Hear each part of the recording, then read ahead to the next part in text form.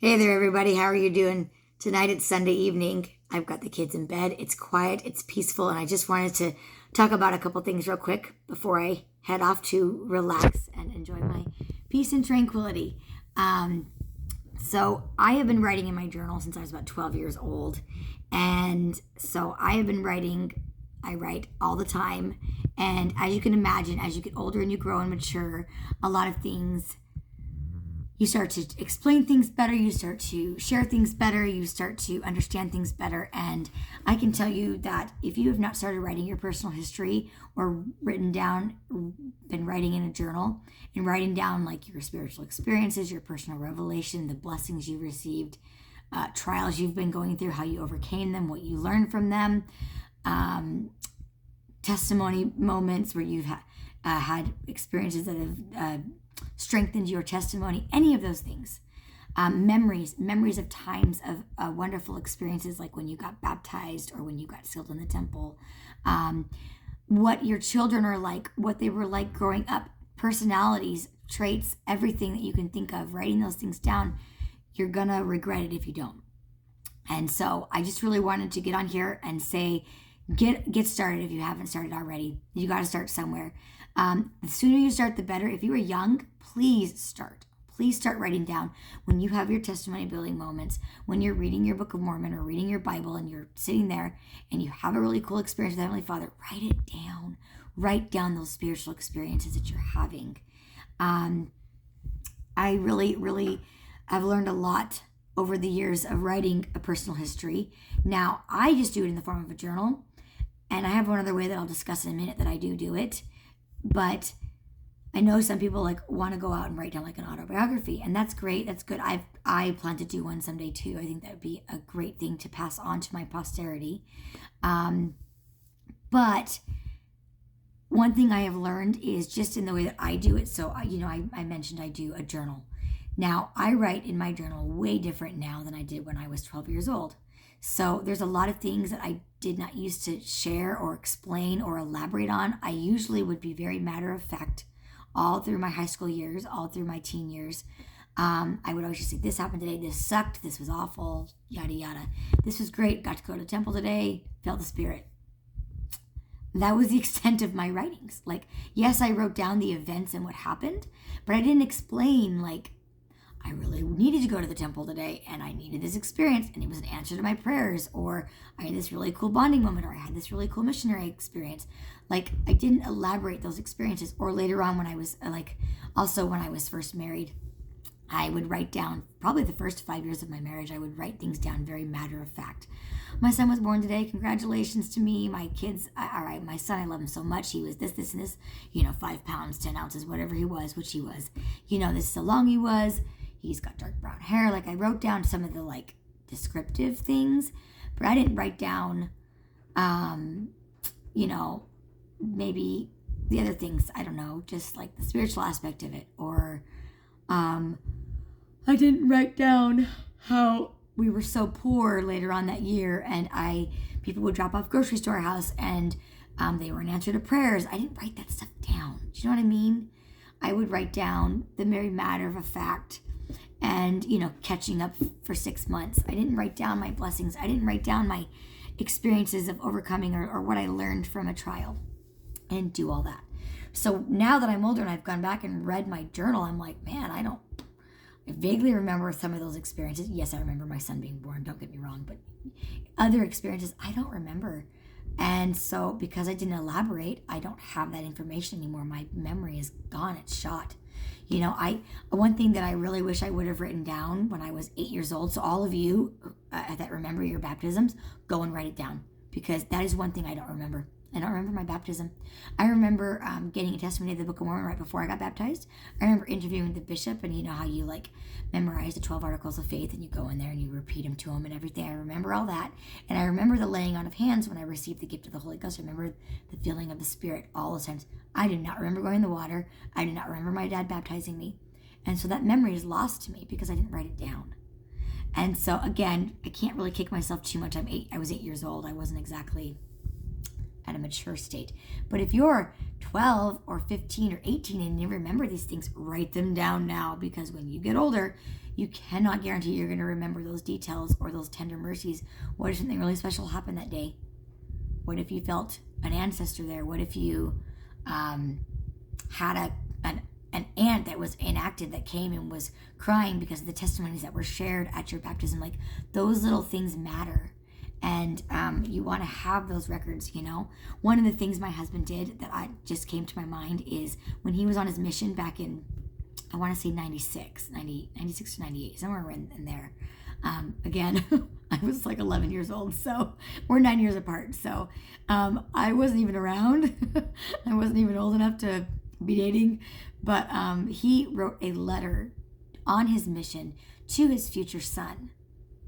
And I believe it was, you know, giving advice and bearing his testimony on, you know, and kind of like just like what I, you know, want you to know when you go on your mission that I learned from my mission, kind of a thing, right? I can't wait for my son to open it up. It's sealed. We can't open it.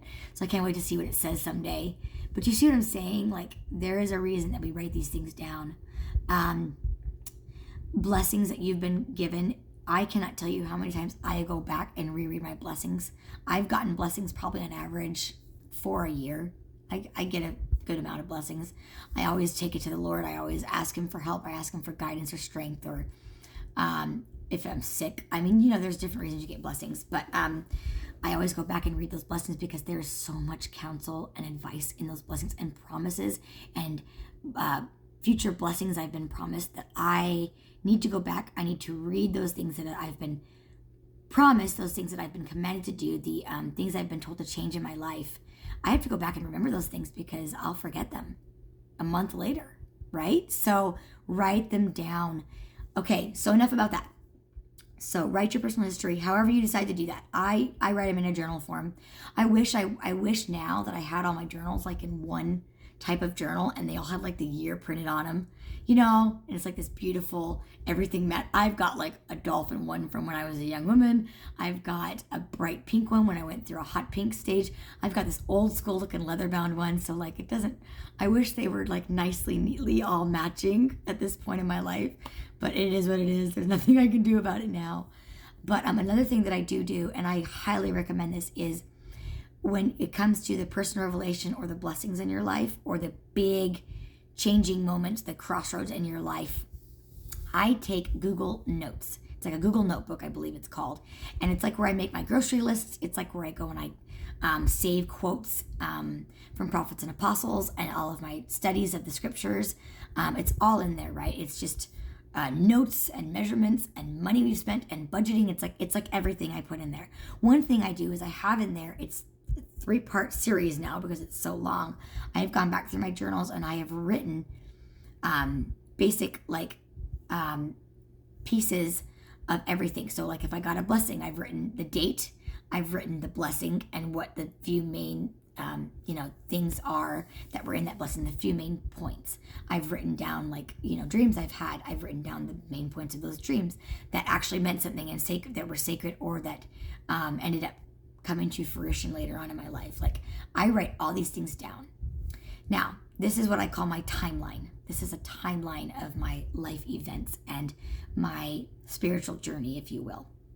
And man, I would love to show you mine. Maybe I'll get a portion of it that's not too sacred because there's a lot of sacred parts. That's why I chose to opt out of showing you. But basically, it's just a bunch of bullet points with a date and every time, in chronological order of when these events happened and the synopsis of what happened. Because then I can go back and refer back to my journal because now I can quickly find that, I can refer back to that quicker in my phone than I can trying to go through 12 different journals, right? So I'm back to 2014 now with writing down my timeline of spiritual events. I mean, it's a process when you're reading through your journals and trying to write all this stuff down. So I'm only that far back. But what I have found is you start to see the patterns, you start to see the process, you start to see the journey that the Lord is taking you on. You start to see the workings, the miracles, the tender mercies. You start to see the Lord's hand in your life. And it is beautiful. And then you start to kind of, when you're going through your hard times and you're able to refer back to that, you can go back and go, oh, wow, I got stuff that's going on right now and I'm good. I'm good. I know what I'm here to do. I know what I've been promised. I know what my goals are. It's a very good perspective way to keep your mind in perspective and to keep your, mind on the eternal scheme of things, because you're on this journey. We're here to experience these things.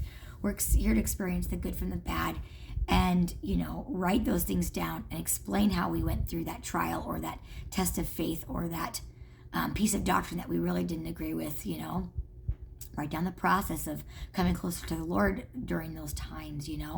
I can just think of one recently, when the second time that President Nelson came out with encouraging us to get the COVID shot. My husband and I were very against the COVID shot. We were more scared of the vaccine than we were the COVID. So that's where we stood on things.